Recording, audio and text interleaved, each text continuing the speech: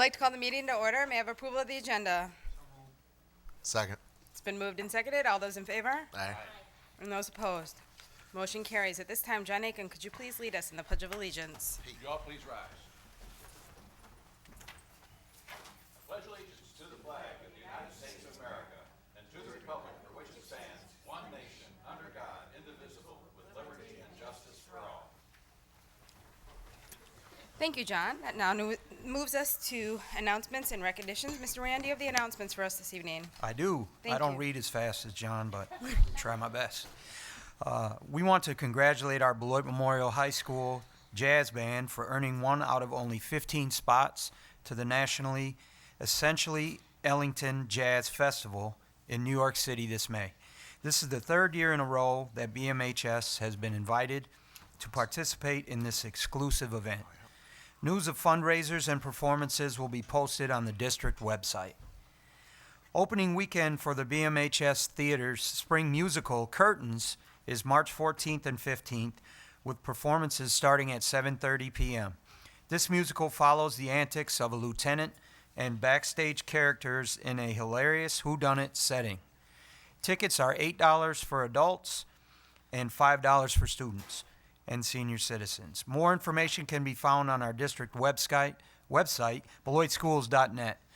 We are still taking enrollments at our central enrollment office during regular business hours.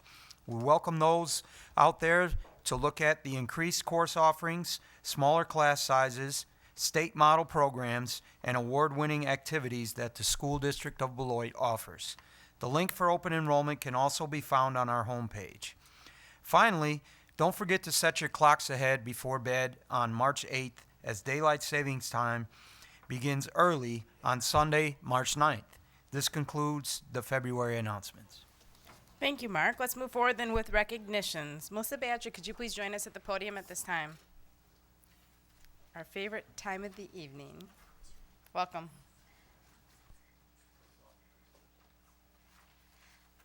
Thank you. We have one very special recognition tonight, and to help me with that, I'd like to ask Principal Sam Carter to join me at the podium, as well as our honoree, Ms. Tammy Mack.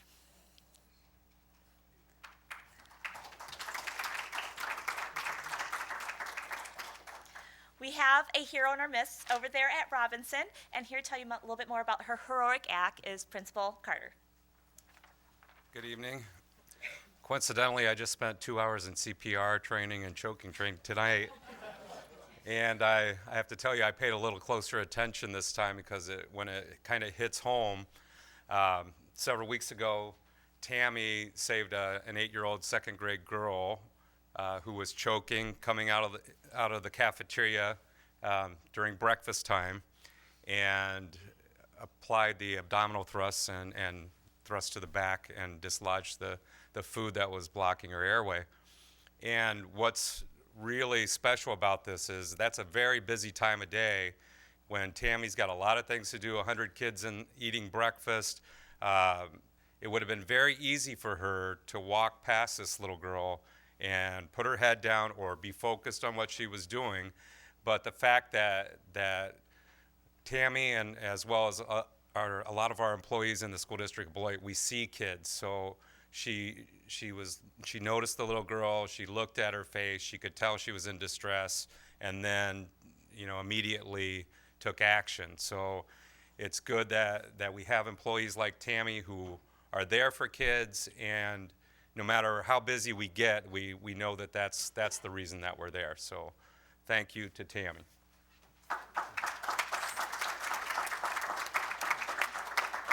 And again, I couldn't have said any better that our staff really see children. And again, as a parent, you never can get over that feeling. And I know that family is very glad you were there at the right place at the right time. Me too. I was there. We have something from you, and I get to be the one to have the honor of giving this to you. A certificate of appreciation for the heroic recovery, because there's no other word for it, of a Robinson Elementary School student in respiratory distress through quick reaction, knowledge of emergency response procedures, and very successful use of the Heimlich maneuver. Thank you. Thank you so much. Do you want to say a few things? Well, we also have a surprise for you. So we have Michelle Waldinger here of ABM Services to also add to this.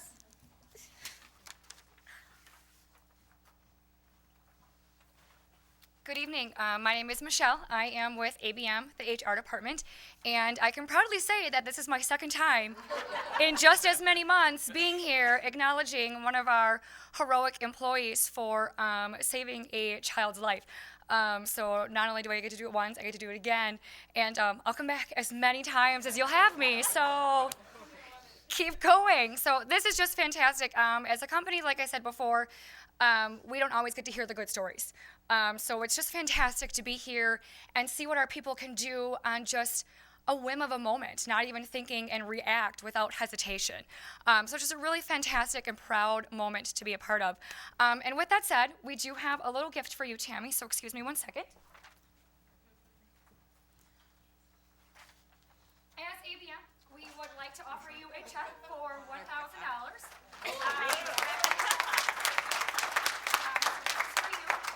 On behalf of ABM, and yeah, it's pretty self-explanatory. So there you go. Thank you very much for being a part of our team.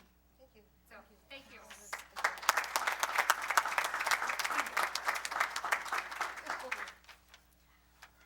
I just want to say thank you on behalf of the Board of Education for your quick thoughts, your quick reaction, and obviously we all know the end result is in the saving of the life of a child.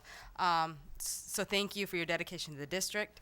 Thank you for being Beloit proud and for representing us well, and to ABM as well. Thank you for helping us be Beloit proud and partnering with us to making us the best district possible. And Sam, to making our school proud. I mean, and to the district as a whole, to the board, to Steve, to everybody. This is what we're all about, and we're all about the kids. So thank you, everybody, and could not be more proud for what we do, and thank you for those quick actions, because they do make a difference. Mark? I just wanted to take a second. It's hard for me because it's personal to me. It wasn't my child, but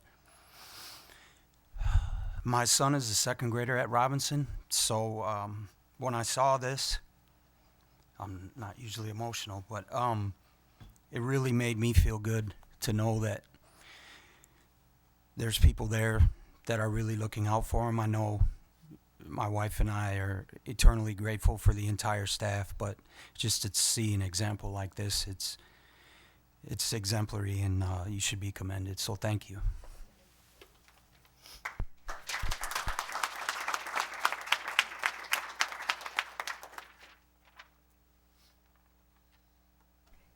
Outstanding. Again, thank you very much, and thank you for coming tonight to help us recognize and appreciate for all the great things that we're doing within the district. And at this point, I'd like to call, are there any citizens, Steve? Okay. Are there any citizens or delegations that would like to speak to an area of interest that is not included on tonight's agenda? If so, I would ask that you would rise and approach the podium. All right, as I see that we do have an individual, at this point there is some legalese that I need to read, so please bear with me, and please, Mr. Zarel, please feel free to approach the podium, and this is what I'll need to read. Members of the audience, the Board of Education is now at a place on the agenda where we will receive public comments from citizens or delegations of area of interest that are not on tonight's agenda. The Board of Education will generally not respond or act to items that are not on tonight's agenda. Appropriate items will be referred to administration or one of the board's committees. Citizens wishing to speak on one of the posted agenda items may do so as the items are called by the board president. While the board and the district welcome public comments, we as a board also must ask that you exercise care in your comments that relate specifically to district employees or persons connected with the school system. In order to protect the rights of these individuals and in the interest of complying with open meetings laws on prior postings of items of consideration at this meeting, the board reserves the right to end comments on such topics. The use of specific names of district personnel may lead to legal liability on the part of the speaker. The board would also like to remind the public that the board has existing procedures in place to dispose of legitimate complaints against staff members and persons related to the system. Persons desiring to speak should come to the podium and give their name and address before beginning to speak. Each person is asked to speak no more than 3 minutes. Mr. Acom, can I ask that you would be our timekeeper this evening? Are there persons who wish to speak at this time? I see that we do have somebody. Mr. Zarel, could you please state your full name and your address prior to speaking? Mike Zorrell, 1756 Carlisle here in Beloit. We ready? The Policy and Personnel Committee on 2/11/14 reviewed Policy 164 regarding board member compensation, decided no changes were needed. Given that this board has decided Policy 164 is good as is, I question why is the policy not being followed. Policy 164 states, Board of Education members may be compensated for attendance participation at the regular business meeting and standing committee meeting or meetings for which they have been appointed to serve at a rate of $187.50 per meeting. Compensation for meeting participation shall not exceed $375 per month. On January 23rd of this year, it was brought to my attention through a public records request that attendance participation is not tracked. I was told specifically that the district does not possess, nor is it compelled by law, to create a record which tallies each individual board member's presence at business or committee meetings, and that board members are paid $375 per month for their service to the district with an additional payment of $120 each month for business expenses. These amounts are paid monthly to each board member regardless of the number of board meetings they attend. Through this records request, I also learned that a particular board member has been absent from his meetings nearly 30% of the time over his current term.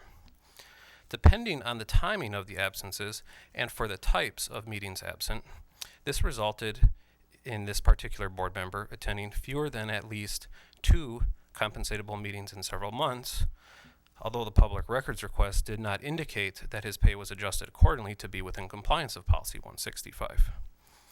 Given that the board has recently reviewed Policy 165 and determined it adequate, I strongly urge the board to uphold and enforce that policy by deducting board member compensation when board members fail to attend a minimum of 2 compensatable meetings per month. I want to specifically point out that special meetings, workshops, executive sessions, and hearings are all unpaid meetings the way Policy 165 currently exists. Additionally, Policy 165 does not permit a board member to be paid for a missed meeting, even if that board member is excused. I also want to point out that Policy 165 deals with board member ethics. It says in part that board members should, number 4, attend all official meetings of the board. If a board member is unable to attend a meeting, the board member will notify the board president or superintendent prior to the meeting. Board Policy 150 details that the 30 board's seconds. powers and duties, one of which is performing the custodial functions of watching the public purse, maintaining the educational plant, and keeping an eye on the stability of the school system. Now that the issue has been brought to your attention, I remind you that it is your duty under Policy 150 to recover any and all misappropriated taxpayer funds that were dispersed in error to any board member that was compensated for meetings he failed to attend. I also urge the board to adopt a policy that would allow by majority board vote triggered by a petition of 100 citizen signatures to force the resignation of any board member that has failed to attend more than 25% of business, special, and committee meetings in any given 6-month period. Thank you. Thank you. At this point, we are at our superintendent's reports to the board. Steve, I'll turn the meeting over to you. Thank you. At this time, I'd like to welcome Dr. Tom Eckert from Blackhawk Technical College. He has some staff with him today. I'll let him do his own introductions. To give a presentation on the Blackhawk College system. All right, thank you very much. With me tonight, Dr. Gabriel Bannock, who's right next to me, seated here, who's the Dean of General Education and Academic Support. Well, this is supposed to work. There it is. Okay. And next to Dr. Bannock is Dr. Diane Neinhammer, who's a Vice President of Learning, and next to her is one of our board members, Dr. Laverne Hayes. Gave you a doctorate, Laverne, so there you go. From now on, I'm going to use that. So tonight, I just wanted to give you a brief overview of Blackhawk Technical College and the Wisconsin Technical College system. We've been giving this presentation to all the districts that we serve, just as a review of what we do and the system in general. So I'll just go right through it and try to make this quick and fairly painless. There are 16 districts in the technical college system with 49 different campuses. Campuses being defined by the Higher Learning Commission as having a library. So this does not include all the educational centers, which would probably amount to over, I'm sure, in the hundreds around the state. We educate about 370,000 persons annually. To put this in perspective, the UW system educates about 180,000. That's 2-year and 4-year. but we recognize they keep theirs a lot longer than we do, so it makes some sense. There are over 300 different career and technical programs statewide. Our graduate statistics, 88% employment within 6 months, 84% within Wisconsin, 97% of our students report being satisfied or very satisfied with their education, and the median starting salary is $33,000 a year. We have 40% of all our courses are offered at night or so some sort of alternative delivery, whether it be online, hybrid, weekends, whatever the case may be. Nearly 19,000 students carry some credit out of high school into the technical colleges statewide, and we have about 34,000 bachelor degree holders in the technical colleges. That's not a failure on the part of somebody who has a 4-year degree. We like to look at it as a reverse graduate school. A lot of 4-year people come to us and pick up degrees that give them more experience. Sometimes it's just a class or two to supplement, so it's really an add-on, not anything negative. Been a 26% enrollment hike over the last 5 years, and our average age across the state is 29 years. So you can see that we're not traditional age. Blackhawk, we were established in 1911-12. We became a technical institute in 68 and a technical college in 87. Central campus, of course, between Beloit and Janesville, and I always like to point out, although it's a Janesville address, we're actually physically closer to Beloit. The branch campus in Monroe and 3 educational centers, the Center for Transportation Studies in North Janesville across the Rock County Sheriff's Department, Advanced Manufacturing Training Center in Milton, which is currently under construction, and the Beloit Center here at the Eclipse Center. BTC is governed by a 9-person board that are decided by the Rock and Greene County chairs. They are vetted, interviewed for participation. 3-year staggered terms. 2 come from Greene County, the rest from Rock County. 2 members are employers, 2 are employees, 3 general members. 1 must be a school district administrator, 1 must be an elected official, and at least 1 member must be minority. We have 27 2-year associate degrees that we offer at Blackhawk, 3 2-year technical diplomas. The only difference between the associate and the technical is the number of general education courses that go along with them. We have 10 1-year technical diplomas, 8 less than 1-year technical diplomas, 24 certificates. We have 5 apprenticeships in electrical, plumbing, and millwright. And by the way, if you know anybody who's interested in plumbing, we're falling short of plumbers. Personally, I am concerned about that as a citizen. 6 non-post-secondary offerings, GED, HSED in English as a second language. We have centers all over the district, including the jail, where we offer GED. Our students, we have approximately 11,000 credit and non-credit students on our campus over a given year. About 4,800 students are enrolled in credit programs. Right now, we're slightly more female than male, and 14.7% are classified as minority. We have a graduation rate of 46.5. That puts us in the 97th percentile for full-time graduates in the nation, 99th percentile for part-time, even though that's less than 50%. Significantly better than the average for 2-year colleges, so we're proud of that fact. During the Great Recession, when GM closed, enrollment went up 54%, largest single enrollment increase of any technical college in the history of the state. We're still above that pre-GM level, but we have been coming back as the economy's been improving and the GM workers have pretty much passed through, and that group is done. We have 89% employed within 6 months of graduation from our program, 78.4 employed directly in a field that they graduated in, 62.2 are employed in the district. That number is steadily going up. It was lower before, but as the economy's improved, we're seeing more and more jobs open up within the districts. The rest are employed here in Wisconsin for the most part. We have a high satisfaction rate and a high satisfaction rate from our employers that employ our graduates. Our cost to students is $122 per credit, and as I like to point out, it's very close to what I paid for all my credits my first semester in college, but that was a long time ago. It equates to about $3,600 a year for a full-time student. Out-of-state tuition is $183. As I like to point out, we don't get a lot of out-of-state students except from Illinois, and we have a lot of reciprocal agreements with the colleges down there, so we charge in-state tuition for each other's students. Books average about 65 to 75, as much as 150, especially in the nursing program. And on average, if you put everything together, it costs a student about $4,000 to $4,500 per year for 30 credits. Not a bad deal. We have 231 full-time employees, 106 faculty, 84 exempt and administration. That's mostly exempt staff. 41 support staff. We have about 523 part-time employees. Of those, 351 are part-time faculty, 172 part-time non-teaching faculty, so we'll employ up to 750 people plus or minus in a given year. Revenues, local property taxes, the majority of where we get our money at 54%, but with the governor's new proposal to have an exchange where there'll be more state aid, it looks like it's going to balance that a little bit more. You may have heard of $406 million that the governor's thinking about as far as taxpayer relief for property taxes. I just want to make sure everybody realizes that's not extra money. That's just a swap, dollar for dollar, so that relieves local taxpayers, and we're happy about that. So it'll be a little bit more equally distributed between property tax, tuition and fees, and state aids.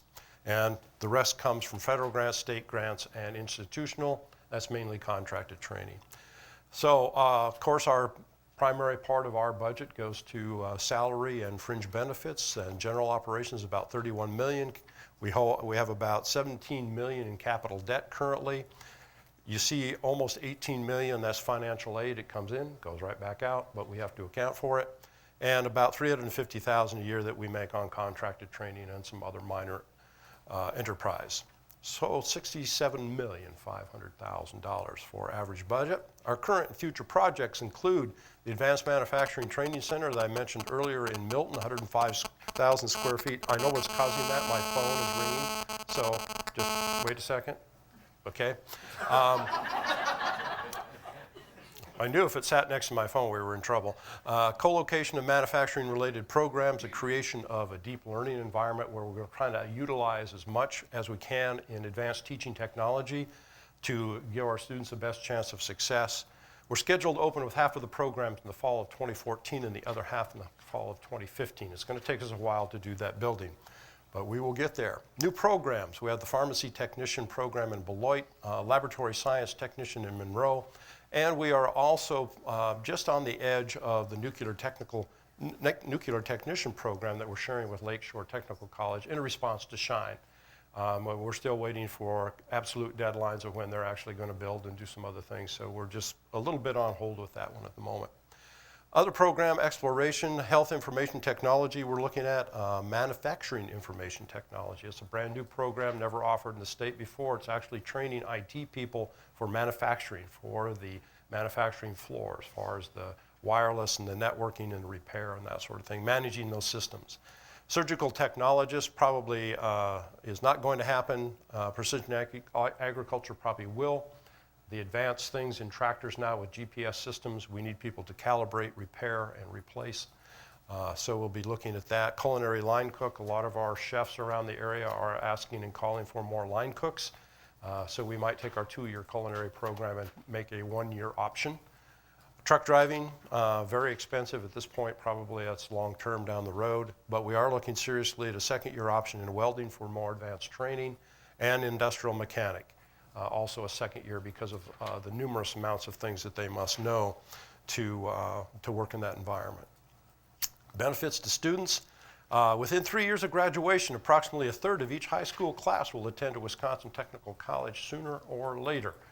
We'd love to see more sooner than later. Our average age, as you saw, was 28 years. We'd rather they not come back to us later with all of the burdens that they may have in terms of family obligations, part-time and full-time jobs. We'd love to see younger students make a decision earlier. We are very much in favor of education, post-secondary education, whether it be 4-year or 2-year. What we're mostly interested in is helping students identify the passion that they have for a particular career, whether it leads them to us or somebody else. But we do want them to have something to hold on to and get more education. We are doing a lot of things together with the high schools. That's growing all the time. Partnerships in terms of youth apprenticeship and getting students credit where we can prior to their graduation so that we can make the best kind of possible situation for students that we can. As you saw, there's 19,000 students coming with some sort of credit to the system, and we want to continue to increase that. As we know, preaching to the choir, higher the education, the better the pay, better the career. We're all for that. Can I answer any questions? John Aiken, please. First of all, that part about working with the high schools, an increasing number of kids coming in with credits and transcripted and articulated and all that, that's fantastic. And we appreciate it from our end. And we appreciate the partnership, and we like to see it continue to grow, as would you, I'm sure. Yeah, and I compliment Steve. Since I've arrived here, we've had a great relationship. We've worked together. It's been going well, and we continue to hope that we improve that over time. We believe in it. Secondly, a question. The new facility up in Milton, is that the facility that a year or two ago was being discussed possibly being here in Beloit? It was, and what happened was we had to go out for an RFP, and nothing. First place I came was here and said, give me your best bids. We didn't have any properties qualify, and so the best solution came up to be Milton when it was all said and done. So. Thank you. Oh, by the way, though, I want to mention that we are strenuously right now trying to figure out how we can provide transportation to that facility ourselves, because the bus system doesn't fully cover all hours and times. And so we are kicking that around right now so that both Janesville and Beloit students will have easy access. Great idea. Thank you. Nora? Well, about 40 years ago, I took a class or two. About 20 years ago, I took a class or two at Black Hawk, and probably 10 years ago. But every one of those experiences have been wonderful, and it's amazing I guess the professionalism that are in all of those classrooms that I attended. But currently, I work at the Rock County Job Center, and I know one of your outlets is there for those who want to get their GED. It is. And I just would like to say that I see maybe some of the students from our system or other local Rock County high schools that maybe those students drop out for whatever reason. And a few years later, maybe early 20s, I've seen a lot of young people up at the Job Center, and now they're ready to learn. And it's just a wonderful service. And I guess I just would also like to say that one of my staff, I think she's in her 60s, and she was so afraid about learning some of the basic skills, but I made her go to one of your classes. Good. And she's just like a blossoming flower. She just loves it. And I can't say enough for that program that's up at the Rock County Job Center. Thank you. And from my experiences out at Central Campus and the one that was not too far from our high school back in the 60s, I really have appreciated all of those experiences as well. Thank you Nice very job. much. Appreciate that. John Winkleman, please. Sure, just a question. Can you share a little bit more about the connection to the high school? I think there's a lot of folks that like to hear about that. There's a logical connection in people's brains that would happen. Right. And maybe are there some examples that you can share or something that will help? You have an opportunity. You're on TV. People can pay attention to that, and I think we're all interested in kind of where are some of the specifics of that we can. Well, as a good leader, I bring the smart people with me, so I'm going to turn that over to Gabe and let her talk, because she's the one who handles most of our high school relations. So I think that might work. Thank you. And we're very pleased with the type of relationships that we have with Beloit schools. Some of the particular ways is through credit arrangements, and that's what we spoke of with the advanced standing, as well as the transcripted credit, where students are receiving direct credit while in high school. And so we're trying to push high schools toward that, where they emulate our class exactly, and then we're able to generate that transcript that they can take anywhere. They have basically started their post-secondary education. So that's important for us to do in that regard. So that's a lot of conversations among instructors and teachers. That's the flavor. That's the wonderful stuff. That's the good stuff when you can bring those instructors together to talk about like curriculum, but where one leaves off and the other continues is really what we're looking at. So it's stretching that curriculum and really taking students further into that. So that's the first way that we would partner, is through staff and through articulation agreements. So the structures behind the students, if you will. Another way is youth options, and you're all familiar with that. That's where students opt to come to a technical college or four-year to receive credit in a course that they may not have available at the high school. So that's certainly one. And then another way in particular that it's really hit the Beloit and Janesville area is our youth apprenticeship program. And youth apprenticeship is probably last on the continuum of work-based learning. You have great work-based learnings from beginning of job shadowing to internships to co-ops, which you have in this district, and then finally to youth apprenticeships. And so that's where we're really trying to capitalize and partner, placing students, high school students in industry. And just today, I know there were 2 hired from Beloit for Scott Forge. So it's working with those industries very intimately. We do have the grant for the 6 Rock County schools, and very pleased with that program and with Beloit's response to that and trying to help out where we can. And certainly, working with Ryan Rui has really, really helped to have one central point person, and building his program helps us to build our program. And so looking at all kinds of relationships there. Does that help? Mm-hmm. Missy, please. That was exactly what I would have asked too, but I have a question about percentages, 14% minority.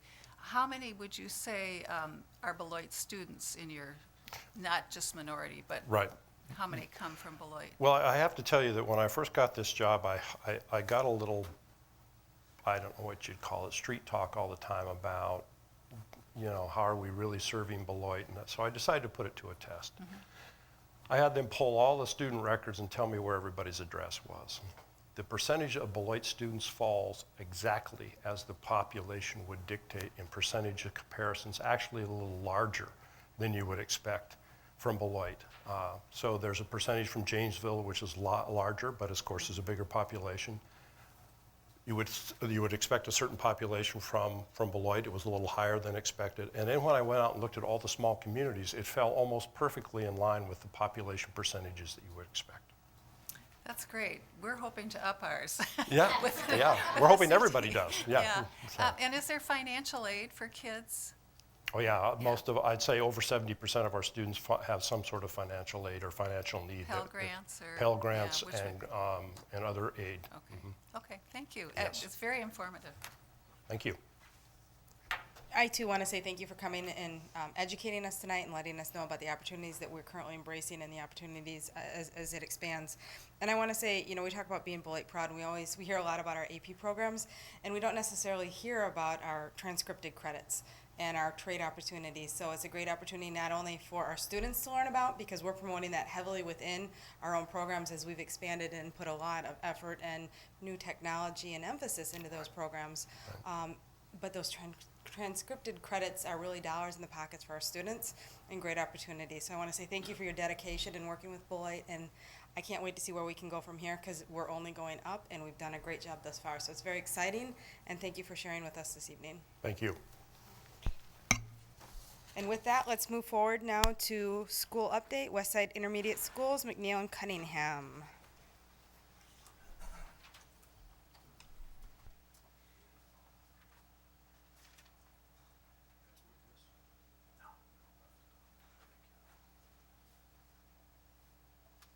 Welcome. Thank you. We decided to go ahead and give you guys an update on what's going on the west side with the 4-8 process. Myself, Tina Hansen, and the principals, the 4-8 principals have worked extremely hard over the last 2 years getting this in a place where we're ready to go next fall. It's been a lot of work. We worked hard with the executive team as well. It's been a team effort, and I'm very excited and also proud of what we've accomplished. We still have a few more details, and we probably will all the way up until day one. However, I think the teachers and we're all seeing this come together. Not taking anything away from the other parts of the referendum, but I really feel that this is going to be the most exciting thing moving forward. I think this 4-8 these 4-H schools are going to be the heart and soul of the district. And it was a great idea to make these age groups on both sides of town smaller. And I think we're going to present some things where you'll be able to see the benefit to our students academically and also in some of the things they can get involved in afterwards. You can probably tell by the font that the color of the font that Mr. Bosco put this together. It's in red, McNeil Lancer colors, but I'm going to forgive him for that. So he's going to talk and bring Mr. Bosco up. He's going to talk about the start and end times. Good evening, and thanks for having us tonight. I think one of the big questions that parents have had, and it's been out there quite a bit, is when are students going to be coming to school and leaving school with the 4-H schools, and how's that going to work with the pre-K to 3s? As you can see on the slide, all of the pre-K to 3 schools will be a 7:50 start time. They'll be releasing at 2:55, and that'll be Converse, Hackett, Gaston, Robinson, Merrill, and Todd. And then the 4-H intermediate schools on both sides of town next year, our start times will be 8:35, which is 35 minutes later than it currently is, and then we'll be releasing at 3:52. District did a survey last year to ask parents what we're looking for as far as start and end times, whether we wanted to stagger the intermediate, and it came back pretty even in terms of what they were looking for. So we ended up staggering from the pre-K to 3. And as we were looking at start and end times, we're really trying to figure out ways for us to provide services and opportunities for parents and families so that kids can be dropped off even a little bit before that, 7:45-ish. And then we have a lot of programming that goes till 5 right now, so that those working families have an opportunity to have, make sure that their students are in a safe place and taken care of throughout the day. And as we look at those beginning before school and after school opportunities, we're talking with the Boys and Girls Club and different agencies around town to figure out what kind of resources they have to come into the schools, provide programming with us, and then also what can we do within the buildings. Now I'll turn it back over to Trey to talk about curriculum and program. A couple of things when we talk about curriculum and programming, we wanted to keep the good things that are going on at 4-H, but also at the same time we don't want it to be two schools within a school. We want those schools to we want the 4th and 8th graders to be part of the same system, the teachers to be part of the same system. So it's been very exciting and challenging putting those things together. For 4th and 5th grade, pretty much we have a longer day now. Right now, 4th and 5th graders are dismissed at 2:51. With this new day, the teachers are going to have the kids longer, which is kind of bittersweet for them. They have a longer day. But at the same time, we really don't have enough time as it is right now to get everything done that we're asked to do instructionally. When you're talking about a 60-minute math block, you're talking about at least a 90-minute literacy block. We added 60 minutes of writing this year. We have a number of other things that the teachers are asked to teach with Second Step and some of the other things that came down this year. We really do need those extra minutes and also probably a few more, honestly. But this is going to make that easier. Also with the intervention times, the intervention blocks, 4 or 5 will be better served with this extra time. The curriculum will still be the same. We'll still have, as of right now, the balanced literacy that's been in the district for years, also the math investigations, and also new science curriculum is coming down. Social studies and science will have their own blocks of time, which right now it's tough to find time to teach those 2 subjects at 4th and 5th grade, but they will have their own blocks of time as we go forward for 5th grade. And then 6th grade has been the challenge.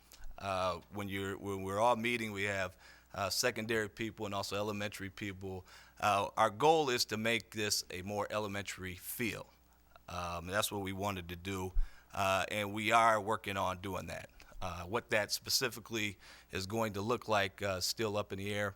There'll be a meeting on Monday when we finalize those decisions. But it has been very interesting conversations on both sides.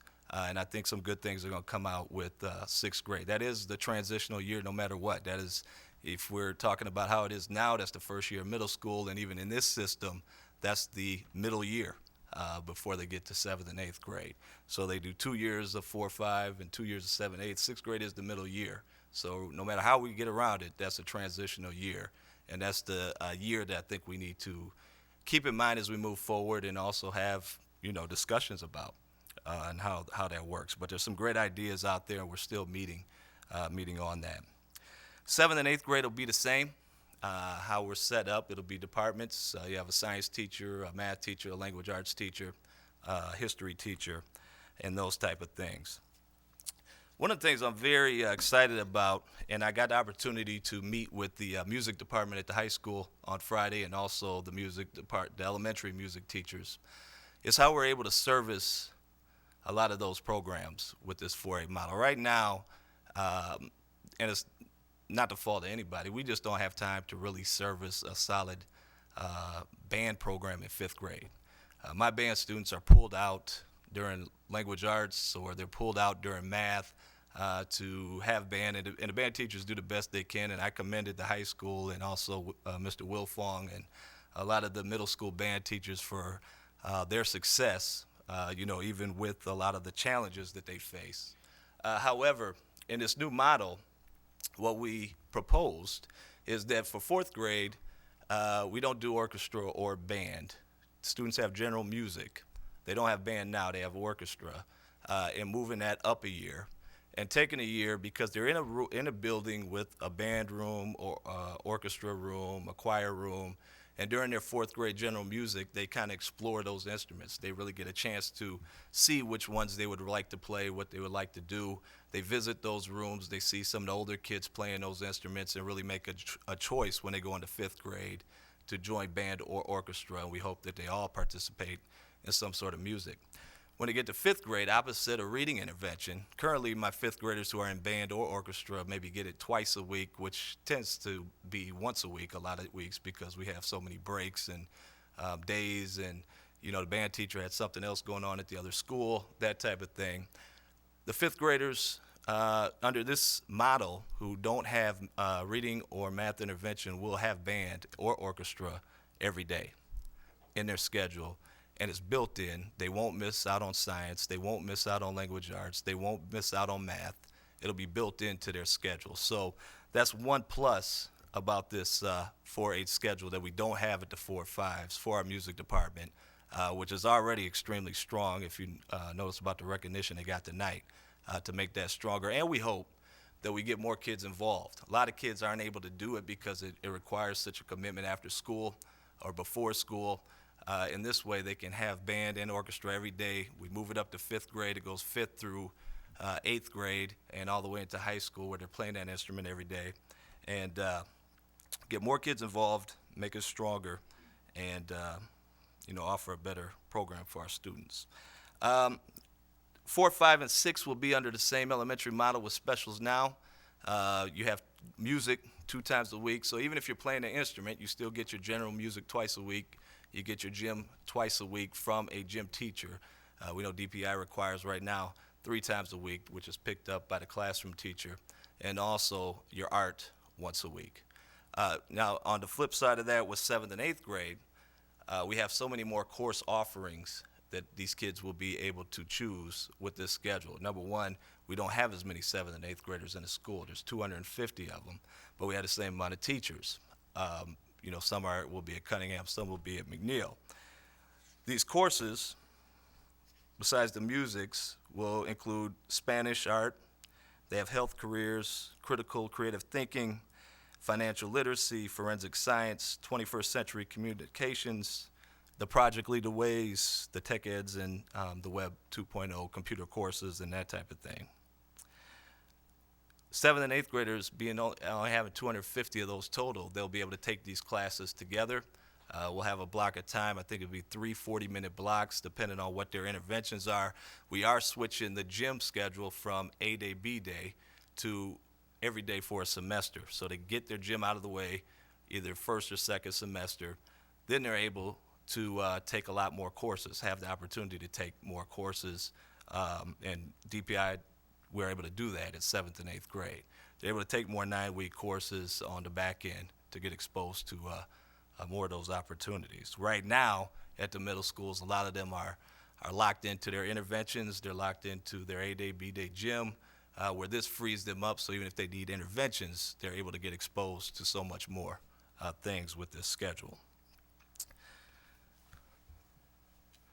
Also, the clubs, myself, Tony, Mark Smullen, Tina, all of the 4-8 principals, we met to see what clubs are at each school. We're going to keep the major clubs, the student councils, the MEOs, all of them that are there. Nothing is getting cut as far as clubs are concerned. Addendums for teachers, we're just dividing those at half. We added up the ones that are at Burge, at Cunningham, and also at McNeil, and we're each, I think, came to 17 apiece for those addendum teachers. So all that stuff will be in place for next year. I'll go on the next slide. All right, bring Tony up. We'll talk about transition activities. I think with transition for students that are currently in middle school, it's a little easier than looking at, it used to be we'd go to the 4 or 5 buildings and talk to the 5th graders and get them all psyched up about coming to the home of the Lancers. I had to say it at least once. Sorry. And now that's going to change, because now we're thinking about 3rd graders. Now I'm going to, we're going to go over to Converse and to Hackett and to Gaston and talk to those 3rd graders and those PTOs about what's it going to be like to be a Lancer or a is that a done deal yet? Okay, Cavalier. Okay, I'm just trying to figure this right. Just figuring the landscape out on the west side now.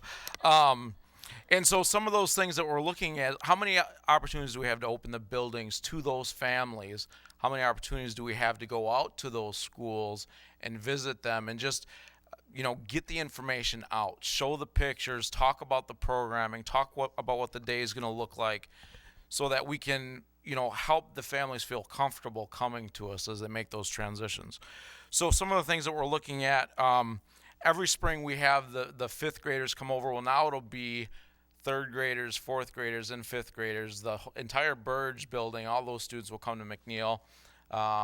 Gaston will come to Cunningham, and some of the Hackett students will come there as well, and just take a tour of the building, the life of a 4th grader, the life of a 5th grader, 6th grader.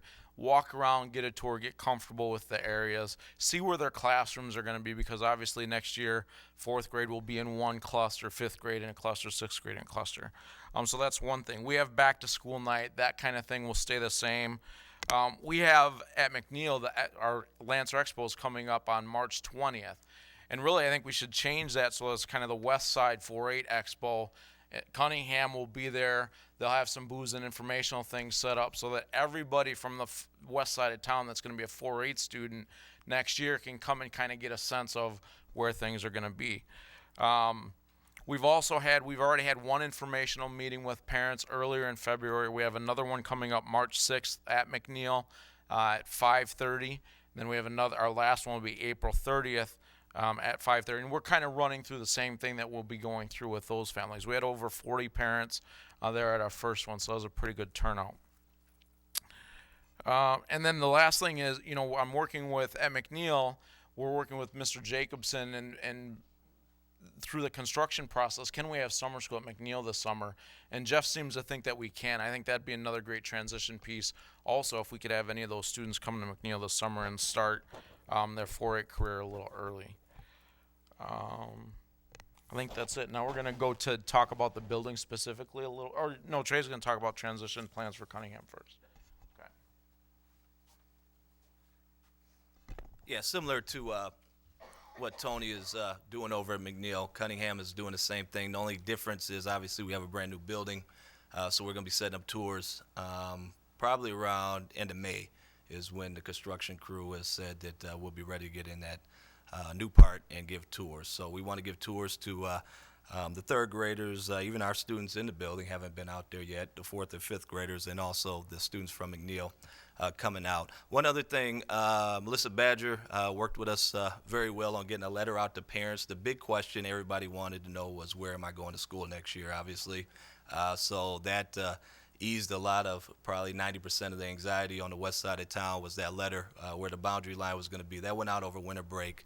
And also we have a nice website up as well that parents can, on the west side, can look at to get all that information also.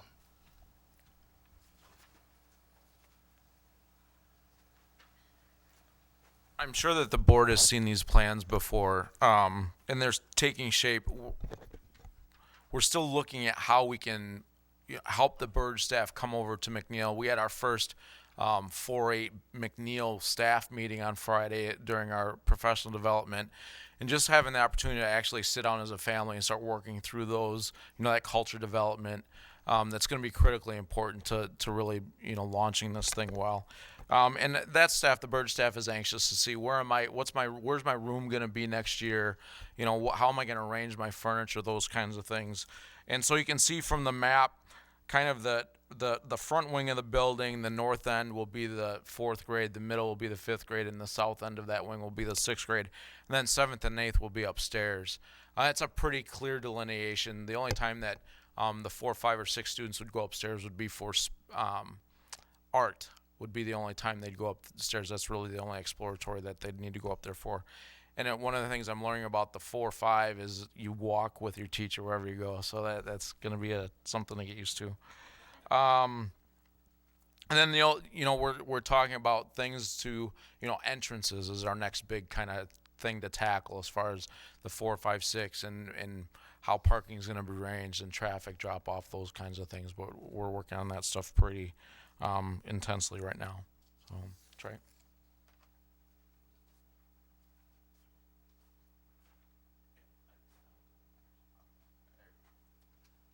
Cunningham. First of all, I meet with the construction crew every Tuesday. We had a meeting this afternoon. I'm in those meetings. Jeff is there. We've done I think a very good job. The construction crew, number one, has done a great job working with us this year. Parking actually this year is better with the construction than it ever has been at Cunningham. They did the front parking lot. They did that first. I said you can win a ton of points with the staff, parents, and everybody else, and they did that. Pickup is better this year with construction than it has been without it. So, and looking at the 4-8 process, one of the things all the parents had concerns with my 4th graders with 8th grade students, obviously. So we have separate pickup drop-off for the 4th and 5th graders, and also 6th, 7th, and 8th graders will be dropped off in different areas. When you look at the plan, everything in blue is the new part, which means we have a lot of new part at Cunningham. The school is going to quadruple in size just about. I want to get a picture of the gym. That is the office area, which is a lot bigger than my office now. Go ahead. This is the gym area. Not that anybody's counting. Our gym is bigger than McNeil's on the west side. Doesn't look as nice right now, but it is bigger. We do have a stage as well. And it also is bigger than Aldridge's, not that we're counting. But the gym is going to be pretty spectacular. The whole building in general is going to be very, very impressive. So anybody will get those dates out on that website, that 4-8 website, to come over and tour in the community is welcome to do so. Band room also, band, orchestra, choir, all those things are being worked on. Even if you just drive by it, it's pretty impressive, and the construction crew is right on time. Even with the cold weather, they've worked extremely well. Jeff Jacobson is doing a great job updating us, the staff, and I'm sure you guys also.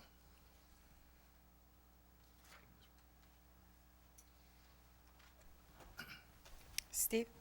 Any questions? I just want to make a couple of comments. First of all, all of our 4-H principals and our middle school principals have worked really hard on this. I think that the bricks and mortar might be the easy part, honestly, to build the school, but putting together a program and making the conversion from the current configuration that we have now into the intermediate schools is it's exciting, but it's a lot of work, and I commend all of them, and I really commend Dr. Brown and for the leadership that he has shown on this. He's a tremendous man that does a lot of good work for our district and has made this transition one that has went along pretty smoothly. I echo what he said before. I think that in my mind, and a few of us have had this conversation, quite frankly, this is going to what set Beloit away from other districts in many ways, because I truly believe having only 2 transitions in a whole educational career for a kid, and having those kids all together at a very critical educational time, instructional time in their career is going to make a significant difference in the educational gains that they show. So again, thank you so much for your work, Goldie and Tony and all the other people involved. John Acom, Nora, John Winkleman, and then Michael. Well, I just want to say, obviously, it's exciting. I particularly am appreciative of what you guys are doing to make sure that music is available to our students. That's been important. We've had some conversations about it in the curriculum committee, and it's great to see that every 5th grader who isn't going through some interventions will be involved in music, and that we are truly becoming, again, a feeder program for our great high school music program. So thank you for that. And it all looks good, and we're looking forward to that point when all of Cunningham is open for tours, because I want to be early in line to get one of those tours. Very exciting. Can't wait either. Some of the things one of the things that you said, Mr. Basco, is in February, I think you said you had one open house and there were 40 parents. I'm just curious, what were they excited? Were they curious? What was sort of the general comments? I think that it was a lot about start and end time. Okay. I think that was a big piece of that meeting. Once they saw the schedule and once they're able to see where each grade level is going to reside and the separation and pick up, drop off, I think that, as we said, that's part of the transition process to help them just gain more knowledge about how things are going to look, and then they can say, oh, okay, now I get it, and feel more comfortable. And like I said, we have 2 more of those coming up, and plus the West Side Expo, and lots of opportunities for parents to get as much information as they'd like to have about this. So I generally, as a good meeting, it was a very positive meeting. Yeah. Okay. Good rollout for the communication for the community too. Thank you. John? Michael? Whomever? I just want to echo again. So there's a lot of echo.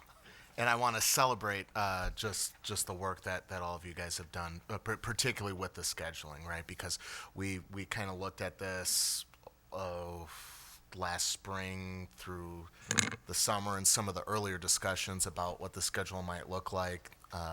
This is like night and day difference, and it's really because of all your guys' collaborative effort. It's really amazing. There are a lot of other districts that I work with musical education that struggle with some of the questions that we're being able to address here in our district, and it's just awesome. So celebrate your work. Thank you.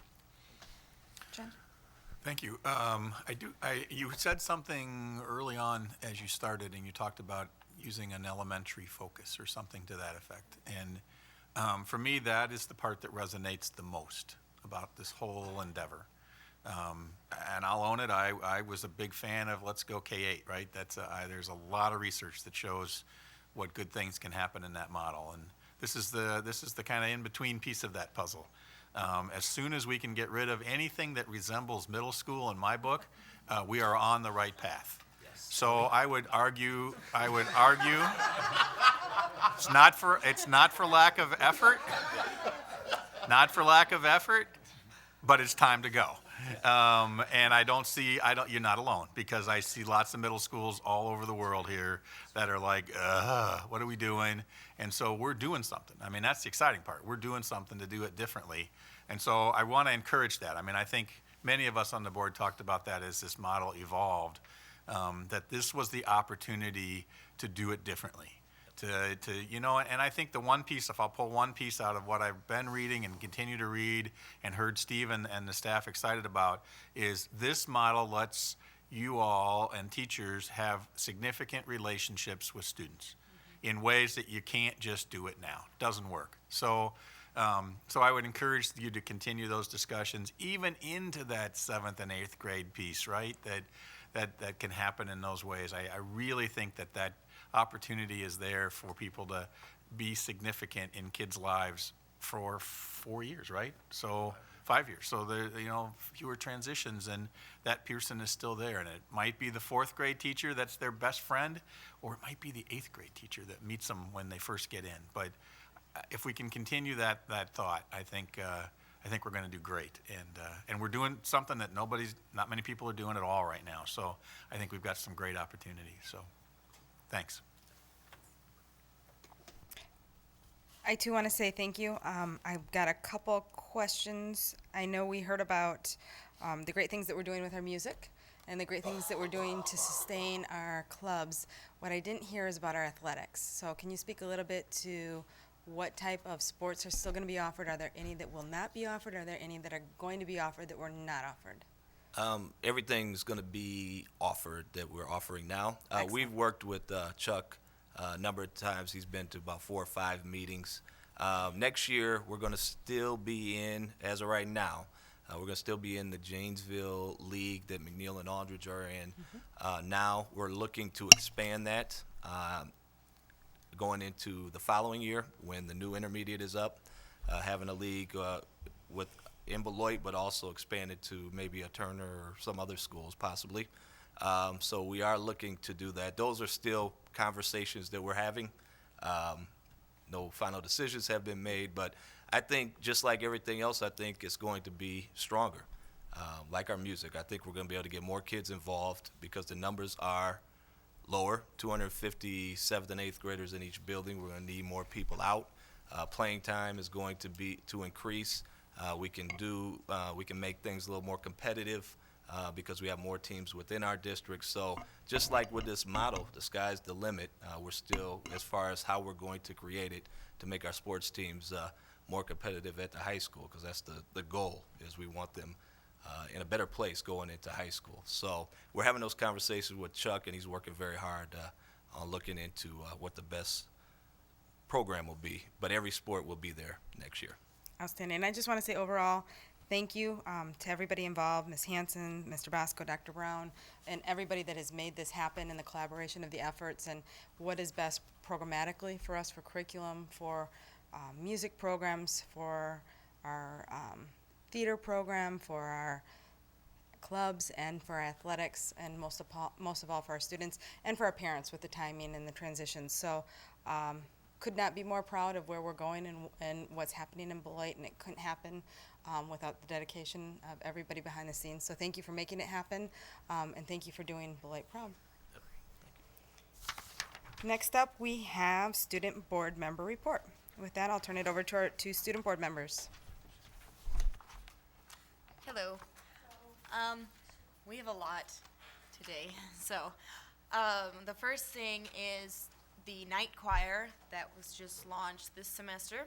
It's a pilot program that we have that Mr. Truby started, and I'm a part of it. And it is essentially a choir that combines special education students with general education students. And I'll just say that it's the highlight of my entire day, because I get to bring music to kids that are usually isolated in the school and that don't really have a music class. And the way they have such positive attitudes is really impacts me a lot. And they run in there every day, like they literally run, and they go to grab their music, and they come onto the risers, and they just have such a fun time. And we perform every Friday for classrooms or teachers around the school. And I just think it's one of the greatest things that's ever happened to our school. Not even exaggerating, I think it's awesome. And then we have the winter formal, which was last Friday, and we just wanted to say that that was a success. It was our first ever one, and hopefully it becomes a tradition. I'm going to push the senior class officers next year to also start to plan that, because I think a lot of kids had fun. Jesse had fun. I had fun, not just Jesse. Miss Charles, can you confirm, did somebody get low at that formal? Not me. I'm sure we'll hear from that No, we're the student a board little bit reps. later. And we had over 300 kids there, so I thought that was a success. I thought it was a long shot, so. And then the school musical is next month, March 14th, 15th, 21st, 22nd, and 23rd. So make sure you make it out to that. And here is Jesse. First, I want to touch on some of the sporting things that are going on at the high school.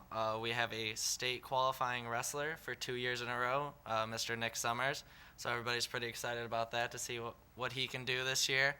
Also, our basketball team is hosting a home regional game this Friday, so I'm inviting everybody to come out. On another note, our National Honor Society is starting to work on our spring service projects. We're starting to organize those, so everybody's pretty excited about that. And what we've been thinking about is we have 86 kids in our National Honor Society program, and to get 86 kids out in the community, the kind of impact we could have is really exciting. So we're thinking about doing probably like 5 smaller scale service projects, and what we're really hoping to do is to get in touch with kids, younger kids in the community. So we're looking at the library, some of the elementary schools, the Boys and Girls Club, the YMCA. So we're excited about that, and I'd be happy to bring you guys some more information about that in the next couple months when we carry those out. And also, Rebecca and I could not help but notice on the personnel recommendations page, a certain Thomas Johnson transferring from BMHS principal to assistant superintendent. And I'm sure a lot of kids at Beloit Memorial would be interested in some information about that. 8:05. Okay.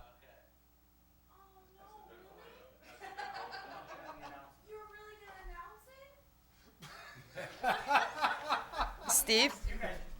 Steve? Yeah, we'll see how the vote goes tonight. I didn't mean to jump the gun here, but we were just paging through. And I wanted to take a moment. Dr. Johnson and myself had a tour of business folks through Beloit Memorial High School last Friday, and happenstance, we actually, Tom was actually wandering aimlessly during that time, and we stopped by the choir room, and I'm going to tell you that we got a chance to see the night choir, and we got a chance to see Rebecca in action, actually leading the night choir, and I told her then, and I'll tell her again now, and I'll tell you as a board, it was spectacular, and I really compliment her on the heart that she has, and she's obviously a very talented in music anyway as a young lady, but quite honestly, you could see the heart and soul she put in with those kids, and I just really, like she said, I think it is a spectacular thing for our school, and those kind of things touch your heart, so, congratulations and thanks for your work there. John. When Jacob Truby came to the curriculum committee and explained night choir and showed us a video presentation about his vision, we thought it was fantastic. And so we sent it off with great enthusiasm. What we've learned tonight is that vision has actually become a reality, and that's just very, very cool to hear.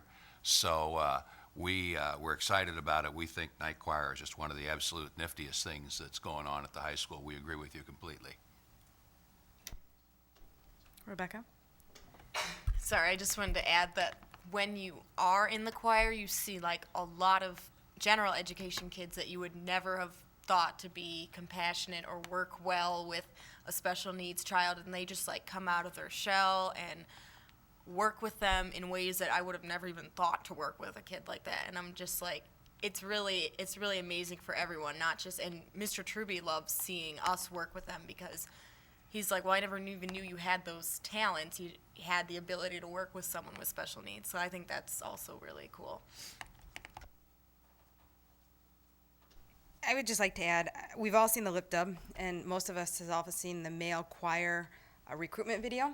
So I think that's what we call it. If we could do a similar for the night choir, I think it'd be phenomenal, because I've seen a few still pictures, and I haven't seen it in person yet. I hope to soon, but it's very impressive all the way around. So thank you to both of you for a great report this evening. And let's move forward then with committee reports. First up, we have Finance, Transportation, and Property Committee. John Winkelman, please. Thank you, Shannon. The committee met on February 11th. All members were present. We moved through without any POs on our purchase orders on our agenda.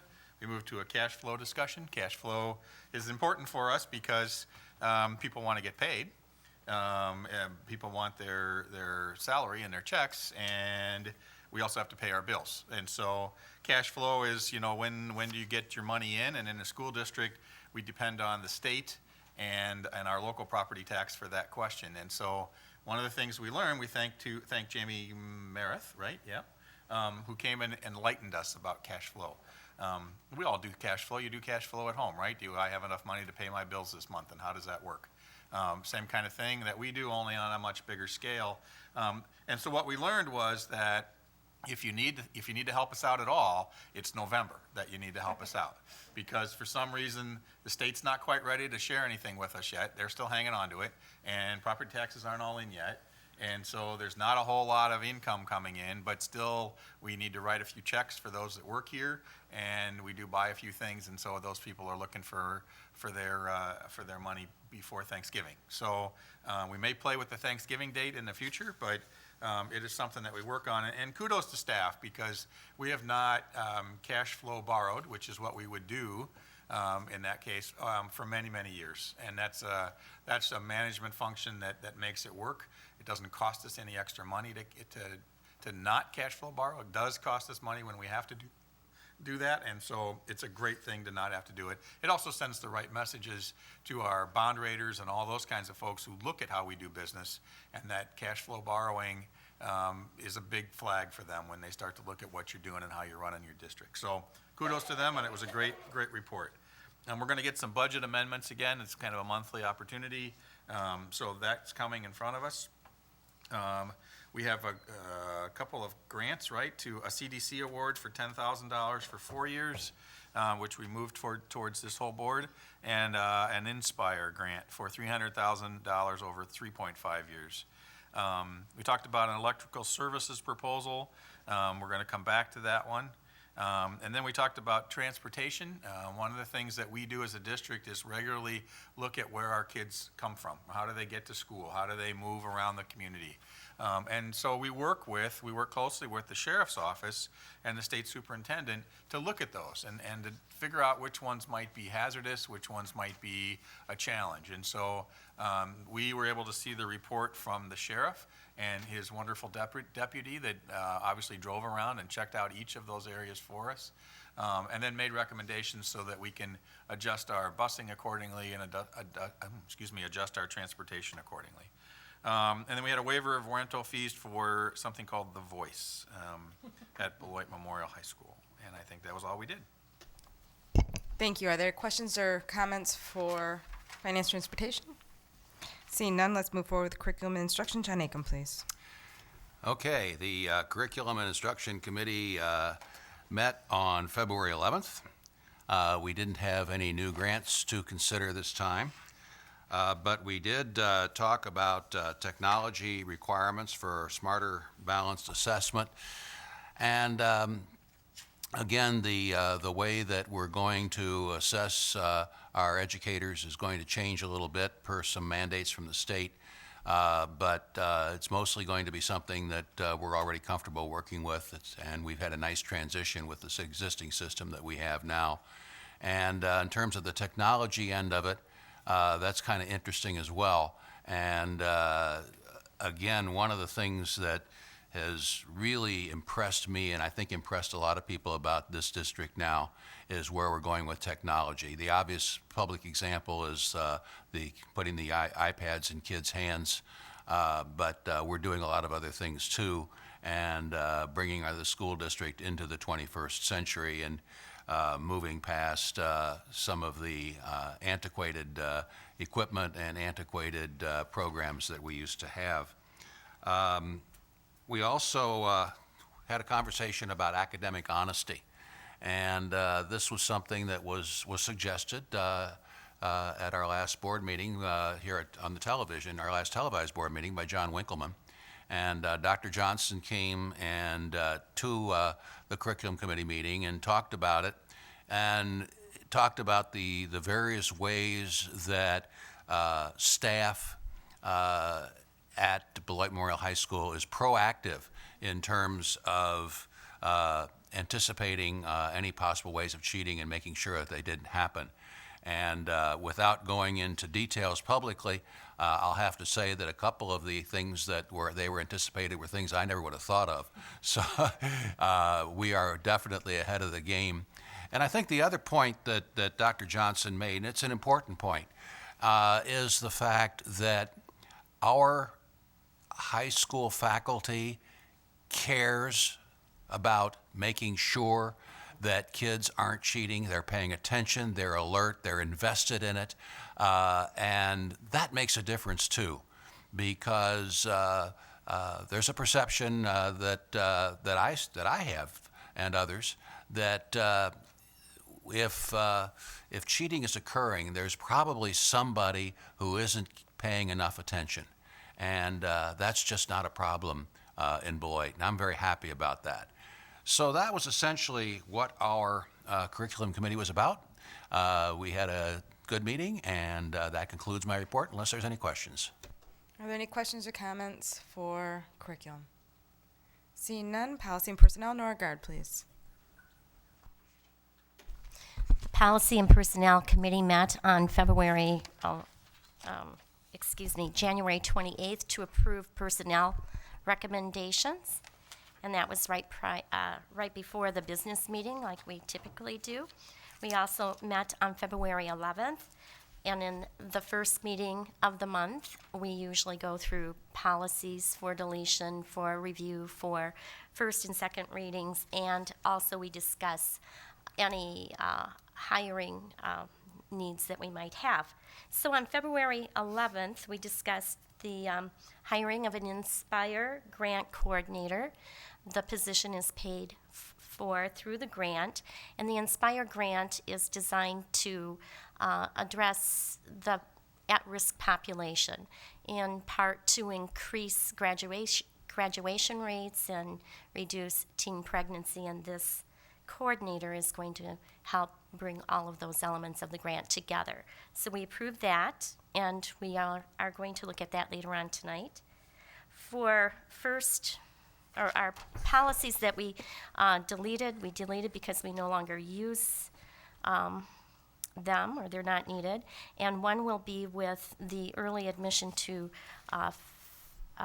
first grade and not having attended kindergarten. And another one that we're going to be deleting is called material resource management. We no longer need that one. Tonight we're also going to look at policies that have to do with first readings, which is development of the handbooks and manuals, temporary administrative arrangements, and general transportation guidelines, as well as routing and scheduling. And second reading policies tonight will be on accident reporting procedures, destruction and defacement of school property, and in future meetings we are looking at any policies that might be out there on e-cigarettes and also inhalants. Apparently there is some concern that we should have a policy on that. And then also looking at policies on the graduation requirements in terms of increasing our science credits. And we then passed on personal recommendations again at that meeting. So, Are there any questions or comments regarding policy or personnel? Seeing none, let's move forward now. We are at the point on the agenda for the consent list. Move approval. Second. Consent list has been moved and seconded. Questions or comments? Seeing none, all those in favor? Aye. Those opposed? Moving forward to business and action items. Move approval of December financial summary. Second. Moved and seconded. Discussion? Seeing none, all those in favor? Aye. Aye. Those opposed? Motion carries. Donation from Frank Boucher. I'll second that. I also have something to, quick Been moved and comment. seconded. Comment, Mr. Acom? Actually, I have some history with this alignment machine. I was general manager of Bryden Motors, Janesville, which was a predecessor to Frank Boucher. And it was during my tenure that I made the decision to purchase this alignment machine. And it was regarded, it was somewhat controversial within the organization. We didn't have one, and the question arose as to whether or not we needed one. Indeed, it turned out that it was busy all the time, and it was a moneymaker, and it was a very good thing. I also have a personal experience with this particular machine because at night it was raised up, and so we could clean the floors, and because it was this big red metal huge thing.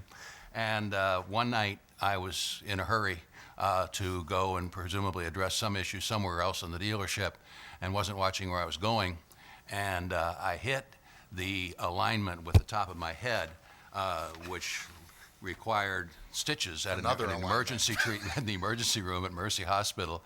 And anyway, I'm kind of fond of this machine, and I'm really glad to see it coming to Beloit. Thank you for listening. Thank you, John. The things we do not know about our board members is always interesting to find out. Yeah, did you know? If you only knew you. Wonderful. Any other comments? I'm having serious thoughts about this machine now. I know how long it's been in. I have some sense of that deal. It reaches out and grabs people and causes them to disalignment. But I like all donations, so. All right. At this point, unless there's any further questions or comments, I will ask all those in favor. Aye. And those opposed? Motion does carry. Thank you. Budget adjustments, please. Move approval as presented. Second. Discussion? Seeing none, all those in favor? Aye. Those opposed? Motion carries. Acceptance of CDC grant award. Move approval. Second. Discussion? John Acom, please. I'd like to suggest a friendly amendment. This was discussed already in the committee, so I assume that it's something that we're all set on. Adding a sentence to the motion to accept the award, stating no portion of this award may be used in any way to amend the district's existing human growth and development curriculum. Sure. So the maker of the motion I hear is amenable. Is the seconder? Yes, I don't know who got the second. We both did at the same time. But if it's me, then yes. And if you are the maker, you'd also be amenable. And Mr. Winkleman, if you were the seconder, you'd also be amenable. So we're covered. Other discussion? Seeing none, all those in favor? Aye. Aye. And those opposed? Moving forward with acceptance of the Inspire Grant Award. Move approval. Discussion? Nora? I just would like to make note that in reading through the narrative of the grant, I just want to make sure that all of our community resource opportunities that are out there are utilized, and I just wanted to go on the record and say that. And then also the curriculum committee would be able to look over any books that might be purchased. And I saw some clarification emails on that, and I think that was definitely amenable from administration, and I see Barb shaking her head, yes. Okay. Anything further? Seeing none, all those in favor? Aye. And those opposed? Motion carries. Policy 421, Rule 1, early admission to. Madam President, I would move policies F, G, H, and I, since they are first reading policies at this time. Thank you. It's been moved and seconded. Discussion. Seeing none, all those in favor? Aye. And those opposed? On a similar matter, I would move J, K, and L in a batch. We can still have discussion, and go from there. Thank you. J, K, and L have been moved and seconded, which is policy 722.1, Rule 1, accident reporting procedures for second reading, policy 731.1, destruction or defacement of school property for second reading, and policy 740, material resource management, central storeroom, second reading for deletion. Is there discussion or comment at this time on any of those three policies?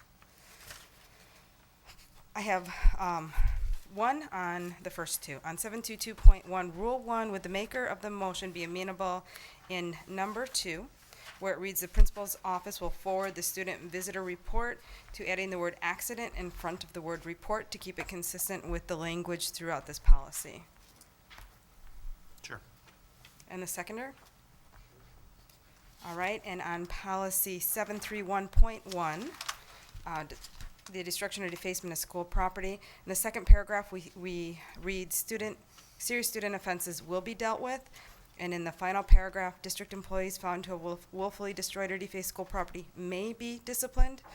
In and up to, I would ask that we would consider will, so that we're fair and equitable in how we're treating offenses, whether it be student or staff. Sure. Makes sense. And the seconder. All right, both friendly amendments Destroy it, so. have been moved and have been accepted by both the maker of the motion and the seconder. Is there any other discussion on these three policies? All those in favor? Aye. And those opposed? All three do carry. Next, we're at personnel recommendations. I would entertain a motion to approve the personnel recommendations with the revised February 25th date. Move approval, revised as presented. Is there discussion? I think just to note that personnel office is probably picking up because we're seeing more retirements happening at this time. So we thank those folks for their good work, and there might be a couple more that are going to take some time off, but we thank those that are on our list for tonight. Thank you, well said. Others? All those in favor? Aye. Aye. And those opposed? Items for discussion? Items of interest for consideration at future meetings? Just, I have one, and it may route to policy personnel, or it may route to full board, depending how the board feels. I think we need just to update our nepotism policy to ensure that we are able to do things that we hope to do, or we are going to be doing, with existing staff. And I know it has the spirit and the intent of the board and the district, but I think we need to update our policy to ensure that we're good. Or review it. Exactly. So let's bring it forward for review at first. And then, is there anything else for items of interest?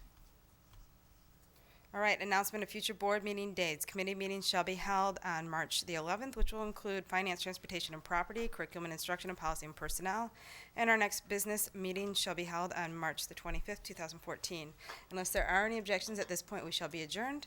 Seeing none, we are adjourned. Thank you, everybody.